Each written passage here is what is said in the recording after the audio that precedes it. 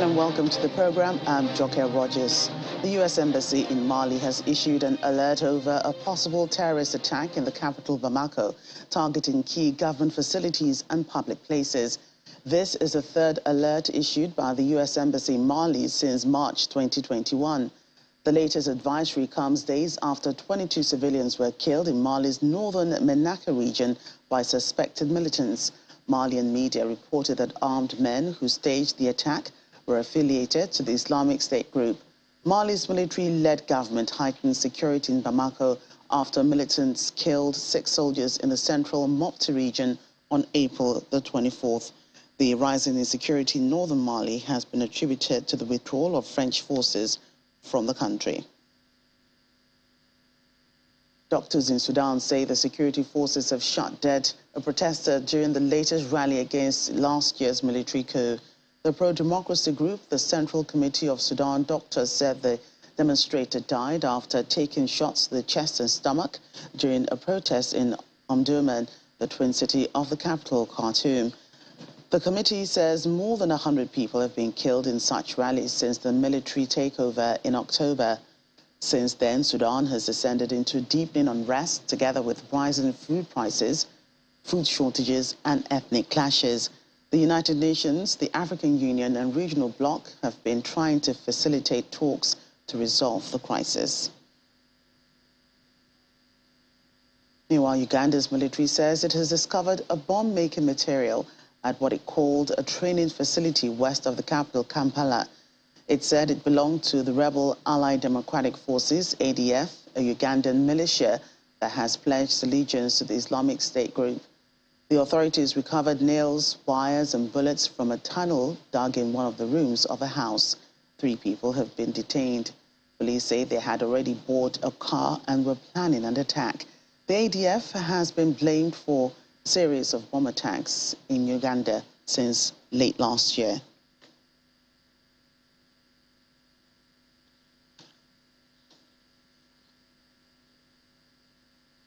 Now, the World Health Organization says plans by the Africa states for disease control to have the power to declare public health outbreaks within Africa require further discussion. The health body today said it's likely to lead the confusion and to have a huge impact on trade and travel. The Africa CDC says its push for a stronger role would help it contain the spread of diseases much faster. Currently, only the WHO Director General can declare a public health emergency of international concern, but the Africa Center for Disease Control wants to focus on Africa alone. The head of the WHO's Regional Office for Africa, Matshidiso Moeti, says such a declaration could have huge implications on African countries. Over in North Africa, Morocco's King Mohammed VI has tested positive for COVID-19, but with no symptoms, and that's according to the monarch's personal doctor. The doctor said that the monarch would be on sick leave for a couple of days. King Mohammed, who holds sweeping powers, has headed the Muslim world's longest-serving dynasty since 1999. COVID-19 infections has risen in the country in the past month from a few dozen cases daily to 1,568 infections recorded in the previous 24 hours. The United Nations says 3/4 of the world's population could be affected by drought by 2050. But for some African countries like Mauritania, the situation of droughts there is as severe as it is known for dry climate and water shortage. While many parts of the world can expect more droughts in the future, for some areas of Africa, they are already a daily reality. According to the United Nations, 55 million people are currently directly affected by droughts each year.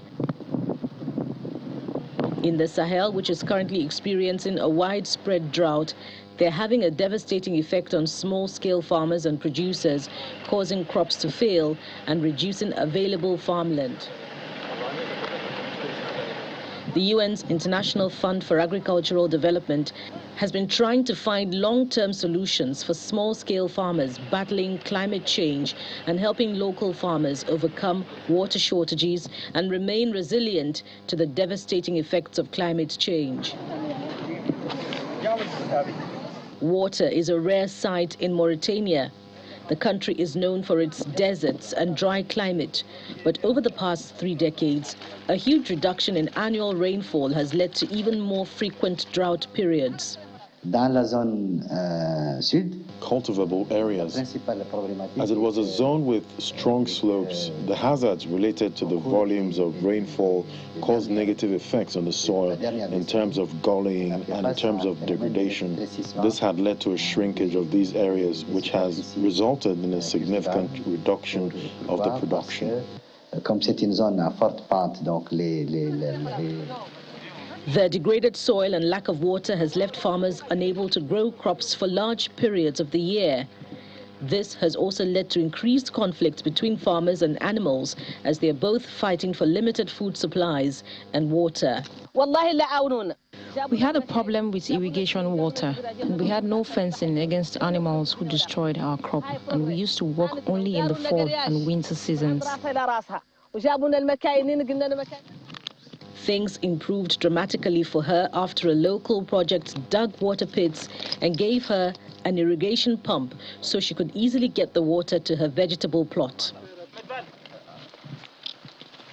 The project, funded by the International Fund for Agricultural Development and the government of Mauritania, has given local farmers access to a reliable source of water so they can now farm all year round. The project also taught farmers how to build channels that will make better use of the available water and provide fencing to protect their crops from wildlife.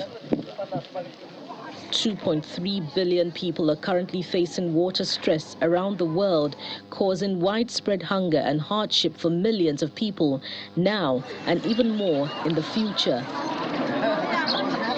Finding sustainable water solutions that can help feed people, like here in Mauritania, is more important than ever.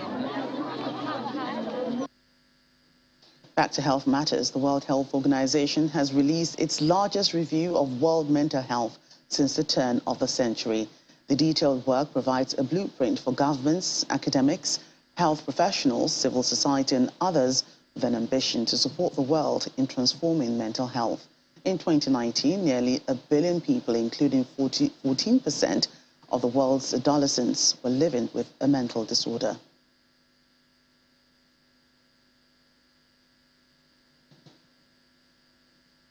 Let's get more on this. Joining us is Dr. Peter Ogunubi, a consultant public mental health physician and senior lecturer at the University of Lagos. He joins us via Zoom.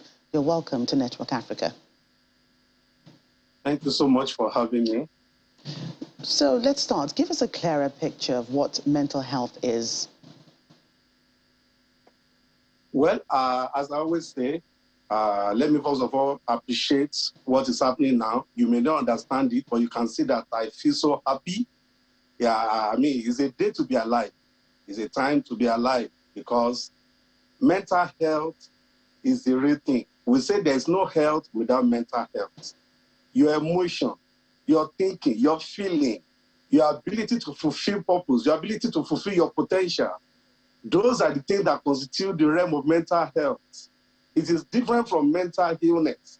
First of all, you must be mentally healthy to be able to wake up in the morning, go out your daily, your daily bread, seek after them, your ability to manage stress, your ability to fulfill everything you dream of. But once this ability is one way or the other, once they are cut short, then you say you are not having mental health. Then you can begin to say, is there mental distress or are you having full-blown mental illness? So what causes mental health disorder? Well, it's so many factors. So many factors are responsible for mental health disorders. Are you talking of biological? Are you talking of genetic? Are you talking of environmental factor? Are you talking of problem of the brain, biological? Are you talking of stress, the hassles of life? There are so many things.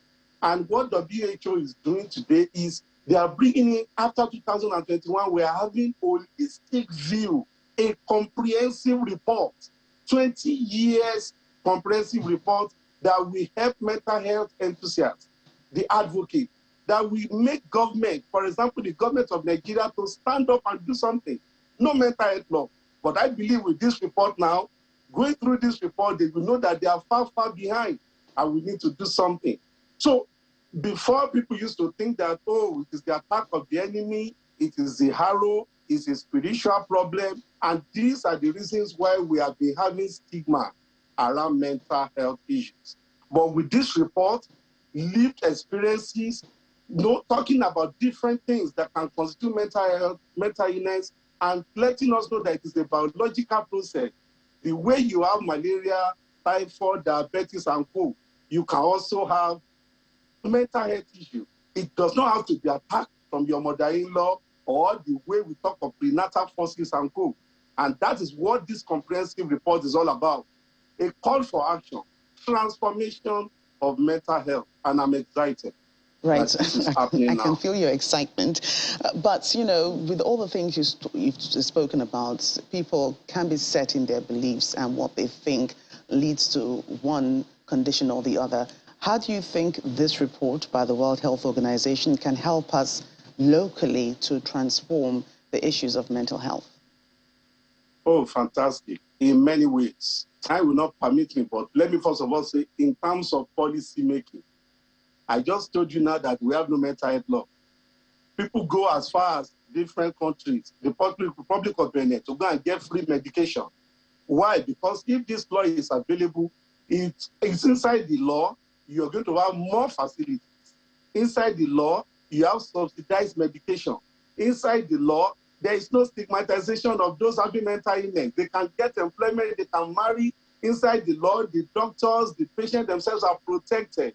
Inside the law, there's a holistic integration of suicide prevention and co. Inside the law, you have medication that are greatly subsidized. Inside the law, it allows a particular percentage of the gross domestic product GDP to be allocated to mental health or mental health care. But the situation we have presently is people pay out of pocket.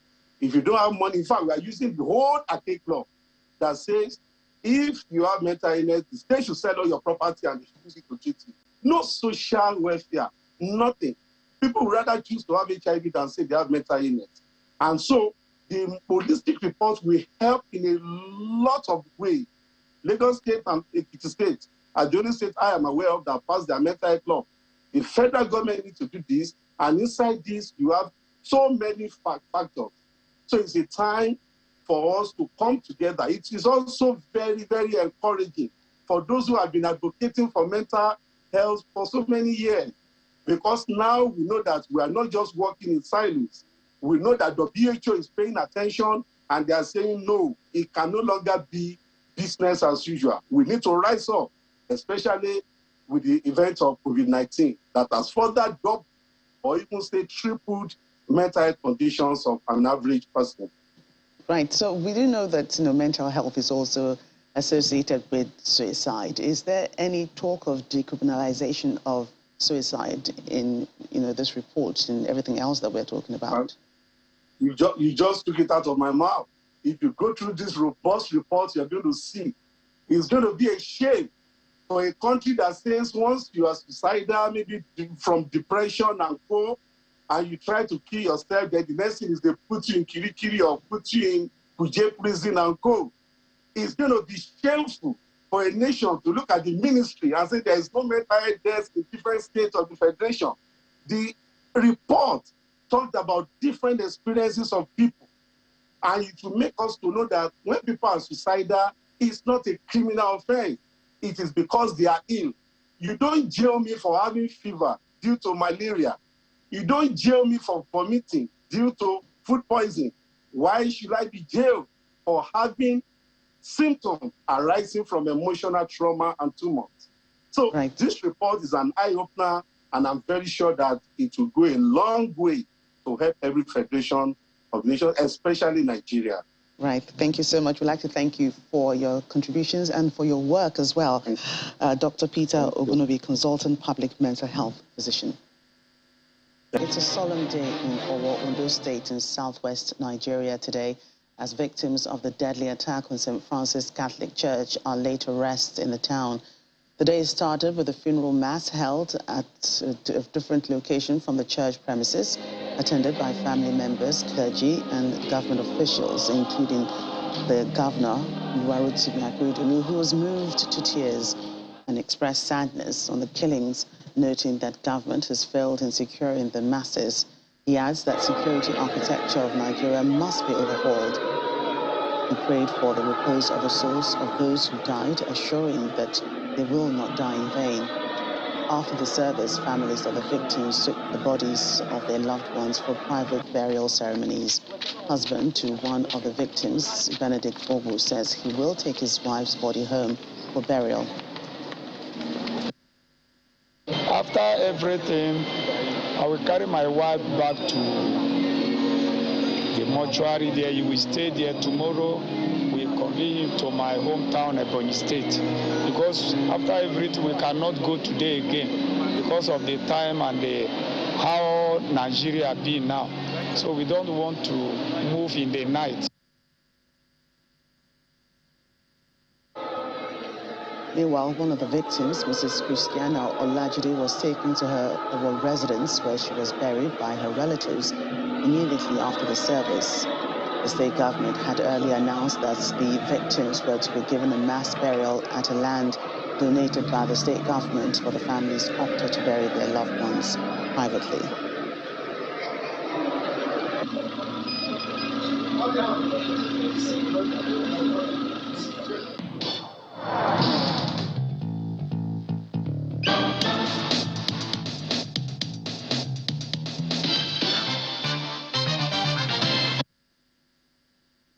Welcome to our Africa Tech segment. A young Nigerian lady, Abigail Ogunyemi, is using technology, heat therapy, and nerve stimulation to relieve women from menstrual cramps. The wearable device, called Melopads, can be wrapped around the lower abdomen, providing an almost instant relief to period pain. Health experts say that approximately 80% of women who have periods experience menstrual pain at some point in their lifetime, particularly on day one of menstruation. Oftentimes, to douse the pain they're feeling, women turn to painkillers, alcohol, or make use of hot water bottles.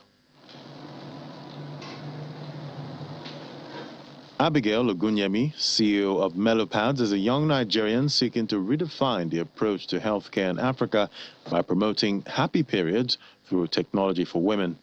For someone who used to have chronic menstrual cramps, she decided to create a device to relieve women from the pain. I decided to innovate on the use of hot water bottles instead of using, those bottled waters we get on the street. We evaluated these existing coping mechanisms and tried to see, okay, what works, what doesn't work. Hot waters work, and it's sustainable, and it's also eco-friendly because, we prevent the plastic waste that occurs when we use too much plastic bottles, and also, the skin scalding. So I think those were the things I took into consideration. And on one of those days when my mom was massaging my stomach with hot water bottles, I remember my phone vibrated and it was on my stomach. And the vibration from my phone, actually, it was kind of ticklish, but it felt good. It was able to distract me from the pain for a time being. And that was how I decided to research into the use of nerve stimulations, to cure pain. And I was able to, get some tangible information that actually proves the use of nerve stimulations as a way of reducing pain. So that's why the two technologies we decided to, combine: heat therapy, nerve stimulations, and that was what we have embedded in the Melopads technology and also in the design. Melopads is a wearable device used during menstruation to block pain through heat therapy and nerve stimulation. The aim is to help women who suffer from chronic menstrual cramps get relief without the use of drugs. The device is user-friendly, easy to carry, provides an almost instant relief from the pain, and lasts up to 12 hours when fully charged. Women can wrap the device around their lower abdomen and turn it on to feel its effect. It's just like a normal waist belt you find on the street and the superstores, and you just basically, through the use of this adjustable waistbelt, strap it to your waist. Around it, and here there's like a space for you to, put this right here and adjust it, you see? Really easy to adjust. So right here, you have the device strapped to your waist, and I can put it on just using this device here. When I put it on once, when I click this once, rather, it gets on and it starts, getting warm. By the time I click it twice, I want it to get, hotter. And then by the third time, then I want to activate the nervous stimulation. And it also has like, the temperature sensors that actually regulates the heat it emits, as well as the stimulation sensors that you can use to adjust once in a while. It's quite a smart device, honestly, because of the sensors and some AI we have embedded in it. And yeah, that's it. Really easy to use, convenience to use, actually. Many women live with the fear that every month they would experience discomfort caused by period cramps, but with individuals like Abigail taking advantage of technological advances to help women have a comfortable menstruation experience, with the press of a button, women can go about their day pain-free.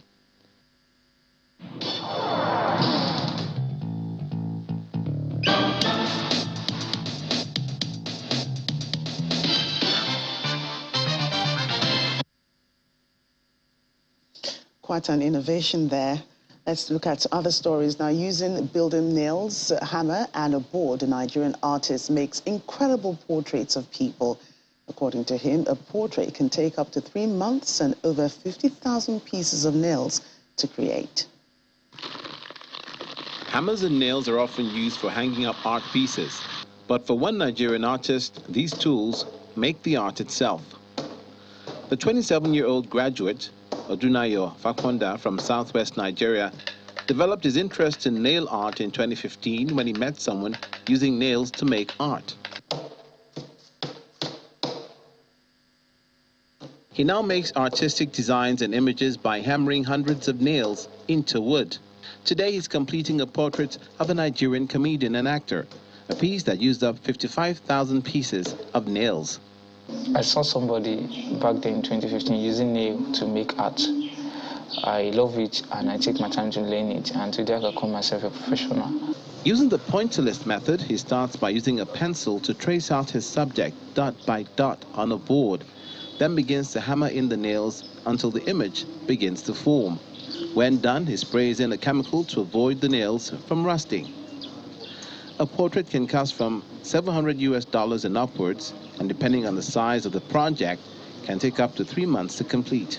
But sometimes it's not without some challenges, as a single mistake may mean starting all over and destroying the board already used. We have to be very, very technical, because if there's any mistake, it requires us to damage the board. And it won't be nice enough. It will be like a waste of money and waste of time. Fakonda has gained fans along the way, many of whom are intrigued by his method to make artwork. And looking at it far away, I was wondering what it was made of. But by the time I get closer, I could see that there are some, nails coming together and forming, pictures of a whole human being. And I looked at it as, wow, this is wonderful. Some people do not believe he creates art pieces using nails. When people get to see my work, they feel wowed. Like, this is different. This is unique. They actually can't really believe something of such exists. Because barely looking at it on phone, they used to see it like pencil work. Fakonda hopes to inspire younger artists to experiment more and think outside the box when making art. Inspiring work, I must say. That's it on Network Africa. Thank you for watching. I'm Dr. Rogers.